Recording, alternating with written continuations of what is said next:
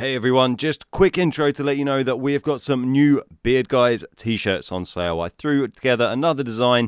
A few people have been asking about this. We thought we'd do a little cheeky one for Christmas. So that is available on Teespring. You have to pre-order them before Sunday the 11th of December. If you want to get your hands on one, then they will all print and ship at the same time. They should ship in time for Christmas if you're UK. If you're outside the UK, I can't promise they will. They're about £15, including postage in the UK, which I think is pretty reasonable for a t-shirt online, and just under $20 US, I think that is. So if you fancy that sort of thing, then cool. It's available in a whole bunch of different colours. I think they're all the same price, and I think it looks pretty cool. Anyway, here's the video. Today we're driving the Black CDC, the CDC Black, on PlayStation 4, suitably following up a video in which I moaned about the black tanks, but this one on its own, it wasn't an awful deal. I think I mentioned in the video, it wasn't an amazing deal. We didn't really save much money on it compared to a normal CDC, which most people earn for free, or a lot of people earn for free. I didn't have one, because this is my PlayStation account. I did get the CDC on Xbox, but not on PlayStation. My PlayStation account doesn't have many tanks on it.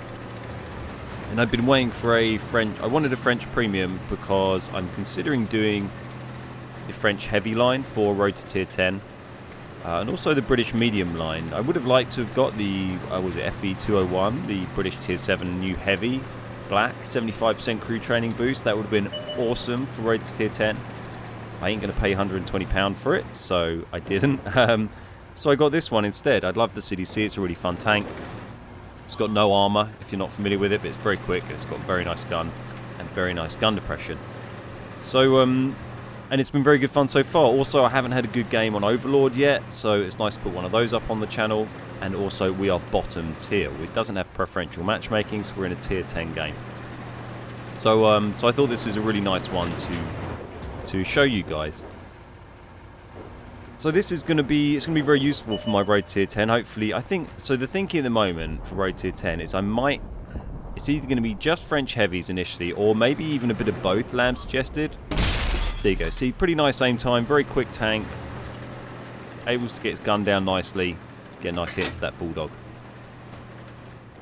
Yeah, so Lamb suggested maybe even doing two tanks in parallel, so having two Road Tier 10 series going at the same time. I don't know how that's going to go time-wise, but if I get some time over Christmas to really binge on it and just smash out a load of episodes in like over a couple of days when I'm off work, then maybe that might work.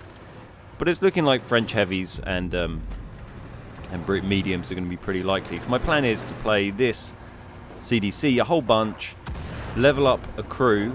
What was the crew? The crew is also called, you won't see it in this video, but the crew on this tank is called Ace Barber. How good is that? It's I mean, doesn't technically say Barber. It's like Barb, I-E-R, like Barbier.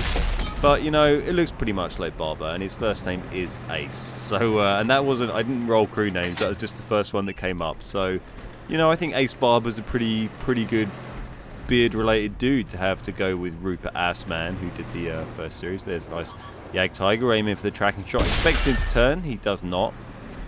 We don't actually do enough damage to track him, though, but we do some damage.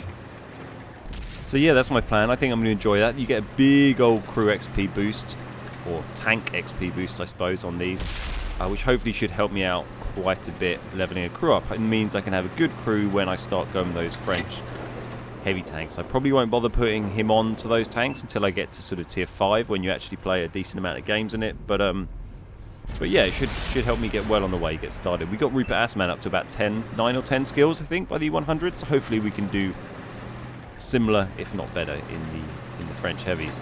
So this Jagdtiger, I was a little bit worried he'd push me. I think it's a Death Star sitting back there behind me. I think that's what's put him off. I was worried he was going to push. If he pushed, I mean, I can kind of flank him and get behind him okay, but if he just sort of sat up onto the ridge, then I can't really flank him without getting hit by those two behind him in E75 and IS-3. So very dangerous tanks to me, could do huge amounts of damage to me. The reason I'm sitting there with my turret locked in that position is because I assumed he would eventually try and poke up and have a go. So we pop over, try a little snapshot on the E75. I don't want to risk sitting there and aiming in, so I wanted to try my luck. It didn't pay off, but I think it is worth it. It also keeps him guessing, you know, he's getting shot in the side and trying to focus on someone in front. It's not a good situation for him to be in. So there you go, there's that Death Star, and so this guy now decides to come up. There we go, that's exactly what I was waiting for. When I was just sitting there for ages, I was waiting, because I knew that if he came up and crested, got his gun down, he could do a lot of damage to me. But if he got up on there and I tracked him, and maybe he wasn't able to repair that, then he'd be in an extremely vulnerable position. So I decided to get out there. I was about to get mobbed. The Death Star had fired. We rushed the IS-6, managed to get a shot on him. He damages our ammo. We get one more, and just trying to dodge. It looked like I'm definitely going to take another shot there. Saved by the Death Star, but someone else does hit me. Now we decide to move in. We look like we're going to go for the E75. Think, okay, no, there's the Ag on very low health. We'll go for him.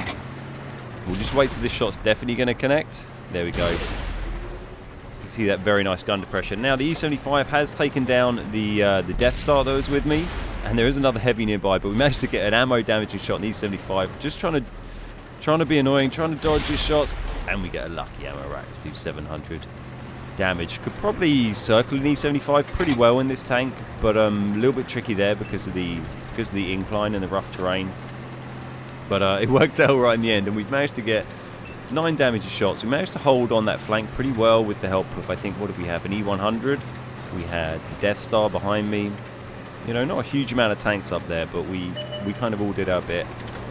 And now we can move into mop up and shoot some lovely juicy tier 10 artillery. There's a Conqueror gun carriage. Shuffles back, so we decide to move in a little bit closer, get an easier shot, but he looks like he's gonna come forward again. So we'll do that. Probably should have loaded HE. I'm not sure what the pen. I'm really bad at knowing the arm. I could probably gain a lot by knowing armor thicknesses and pens of HE a lot better. You know, a lot of situations that's going to help you out when you're trying to kill artillery. You might make the difference between one shot or two shots or three. But you know, I don't. So there you go. If you want to min max and up your game, that's something to know. Personally, you know, screw it. It's fine. Not a big deal. There you go. We've got 14 damage shots, whole bunch of assist, and 4 kills. And we're going to try and hunt down this last guy, but I don't think that's really going to pay off.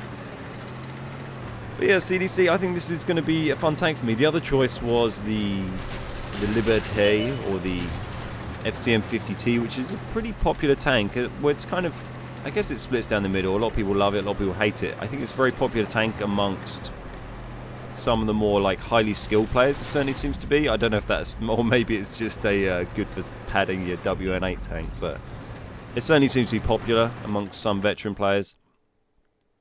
I don't mind mine. I use my Liberté quite a lot, but I prefer the CDC. I know the armor's trash, but I really like. It's nice to have a fun, fast tank to muck around in. You know, especially after 7 months of German heavies doing roads tier 10. It's nice to have a really speedy tank. That's why I love driving the Snakebite around, just for fun. Even if I don't do that well, it's just, you know, it's fun to drive fast. People like driving fast cars, tanks, you know, whatever. It's fine by me. There we go, 1987. The very nice amount of base XP there, an ace tanker already, and a nice respectable amount of XP for ace tanker, not some easy scrub lord ace tanker on a new tank that sometimes happens. 155,000 silver as well, very respectable indeed, and bottom tier, you know, bottom tier 10 game. There you go. Some people were saying they want to see me do well in bottom tier. There you go, I did well in bottom tier. So thanks very much for watching. Hope you enjoyed the video, guys. If you did, give it a like and subscribe, and I will see you next time.